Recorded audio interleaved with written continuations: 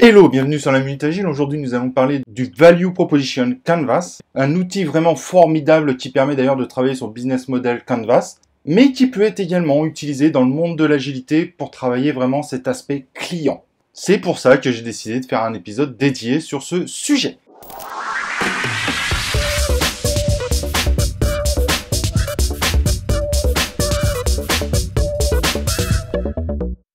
Alors à la base, le Value Proposition Canvas est là pour aider à remplir le Business Model Canvas. Pour ceux qui ont déjà créé des sociétés, ils doivent bien connaître ce modèle parce qu'il est souvent demandé par les investisseurs, surtout quand on veut faire des levées de fonds. Et cet outil, donc créé par Strategizer, va vraiment permettre de travailler la partie client.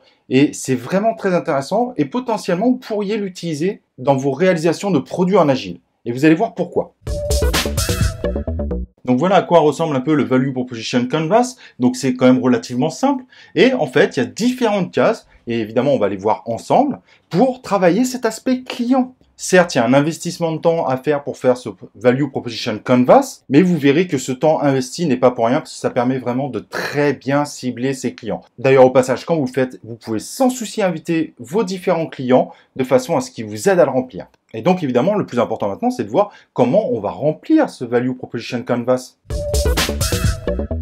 Alors, la première chose, c'est qu'on va remplir la partie Customer Jobs en définissant l'ensemble des interactions que le client aura avec le produit que nous désirons réaliser. Et l'objectif, c'est évidemment de définir des actions concrètes. Donc, on va commencer par les pains. Donc, les pains, c'est un peu quelles sont les potentielles insatisfactions du client, voire les frustrations qu'il a, surtout par rapport à un produit existant, si jamais vous ne créez pas quelque chose de complètement et 100% nouveau. Bien qu'attention, il est tout à fait possible de trouver de la frustration et cela peut justement permettre de créer un nouveau produit complètement nouveau sur le marché. Et on va également définir tous les gains pour les clients que peut apporter ce produit s'il existait, que ce soit pour apporter de la satisfaction ou même voire de fidéliser notre client. Car en effet, sur certains produits, il est essentiel de fidéliser notre client pour pouvoir vraiment avoir un véritable business autour de notre produit. Exemple, si on a un site e-commerce, il est essentiel de fidéliser les clients. Le fait de faire que de l'acquisition à un coût non négligeable, et en général, on ne gagne pas sur l'acquisition, on gagne surtout sur la fidélisation de nos clients.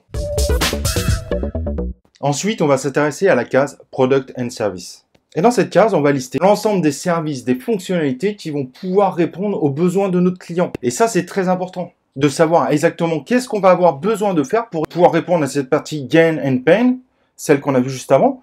Pour ça, on va donner notre réponse. Et ça, c'est essentiel de bien s'assurer quelles sont les fonctionnalités et les services qu'on doit mettre en œuvre sur notre produit de façon à réellement répondre aux clients qu'on compte acquérir, voire fidéliser. Ensuite, on a la case Pain Relievers, dans laquelle on va essayer de définir comment on va faire pour diminuer au maximum les risques et les obstacles que l'on pourrait rencontrer avec notre produit par rapport à notre cible cliente. En effet, parfois on ne peut pas répondre 100% à la demande des clients, donc quand on a des obstacles ou qu'on a identifié des risques, c'est quand même assez essentiel de savoir comment on peut faire pour les diminuer, en tout cas au maximum, pour que notre produit ait un maximum de valeur aux yeux des futurs clients. Et après avoir analysé tout ça, on finalise par la case Gain Creators, dans laquelle on va essayer de définir tout ce qui va nous permettre d'atteindre les objectifs attendus. Donc comme vous pouvez le voir, c'est un canvas assez simple, mais qui permet vraiment de bien identifier son client et de ne pas oublier la partie un peu innovation sur laquelle on insiste de plus en plus. On est sur un marché de plus en plus concurrentiel et en parallèle de plus en plus difficile.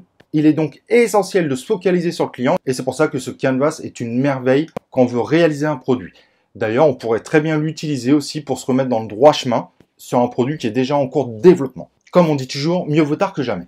Et donc peut-être ma petite recommandation avant de finaliser cette vidéo, c'est n'hésitez pas à utiliser un grand board ou d'imprimer ce canvas sur un très grand format papier, de façon à pouvoir mettre des post-it, à pouvoir réfléchir en équipe avec potentiellement des clients et de se faciliter le travail tout simplement de la réflexion. Alors si jamais vous avez besoin d'imprimer ce format, n'hésitez pas à aller sur le site de Strategizer qui est l'auteur de ce formidable canvas. J'espère en tout cas que je vous ai appris une nouvelle pratique et si c'est le cas, j'en suis ravi. Vous verrez qu'elle vous permettra vraiment de façon ludique à très bien travailler la cible client. Cependant, si vous avez des questions autour de ce format, que tout n'était pas clair dans la vidéo, n'hésitez pas à écrire en commentaire. Ça me fera bien évidemment un grand plaisir de vous répondre. Et voilà, cet épisode est terminé et moi ce que je vous propose bien évidemment, c'est qu'on se retrouve dans un prochain épisode de la Minute Agile.